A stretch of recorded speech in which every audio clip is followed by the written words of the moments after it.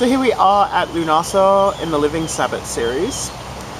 Lughnasadh itself is the first harvest festival. For us in the Southern Hemisphere, it happens around the 1st of February, or kind of around that mark. In the Northern Hemisphere, I believe it is the 1st of August, around that point. It is often seen as a time of the first reaping, so when the first harvest is made. And it draws its name from the god Lu, from Celtic traditions. And it also known as loaf mass, which was the Christianized version of the festival, where they would make mountains and mounds of bread from all the wheat that was ready for harvest in the fields. In the wildwood tradition itself, Lughnasadh is the time that the wounded stag is given up as an offering to his life is given as an offering to the earth for a fertile harvest. His blood is spilled upon the earth, and that nourishment is taken into the harvest so that everyone can eat through the darker time of the year. And it is that at this time we do honor him. We mourn the loss of the king, but we also honor his sacrifice for his people.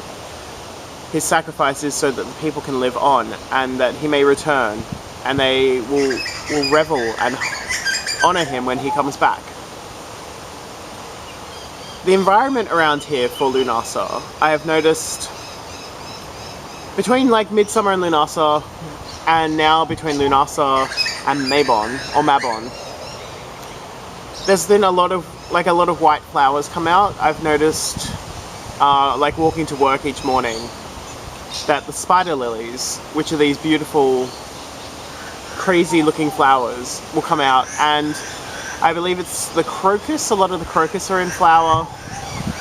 And the other day I was just walking back from work and just looked up at this beautiful, radiant, pink flowered tree that had this carpet of fallen flowers beneath it, and it was utterly beautiful. And for us here, between Midsummer and Lughnasadh, it's very high storm season, so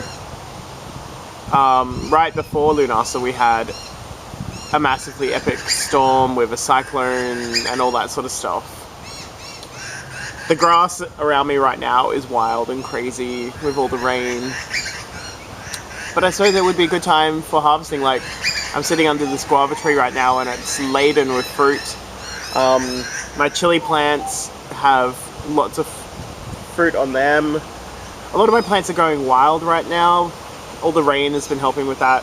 Everything's very fertile and lush and just gorgeous, really. So yeah, Lughnasadh for me is that time about what am I willing to sacrifice to reap the harvest? What will I give up to have a bountiful harvest? And remembering that taking from this harvest, it secures future harvests. So it's always being willing to make that sacrifice and honoring myself for that. I'm really honoring my practice for being connected to this cycle, and understanding that sacrifice is part of the process that we go through, and that a life without sacrifice, we may have all these things that we always wanted, but is it really worth holding on to them if we can't share that or give that away? But yeah, I think that's mostly it for this video. Next one, of course, will be Mabon, and yeah, I think that's kind of it. I just had a really beautiful Lughnasadh this year. We just, as part of the tradition, we always go to the beach and we create this raft to the staghorned god, who we lay to rest at Lughnasadh, and we've laden it with flowers and offerings, and we send that out to the sea. And yeah, it was just beautiful, and it's just so simple and honoring and reverent, and I just loved the work, really. But yeah, that's mostly it. Okay, well, don't forget to create video responses about your experiences with Lughnasadh and what sort of reflections you see within the environment around you. And if you belong to a tradition, what is your traditional practices around this time? But yeah, that's pretty much it. So much love and blessings, and blessed be. Bye.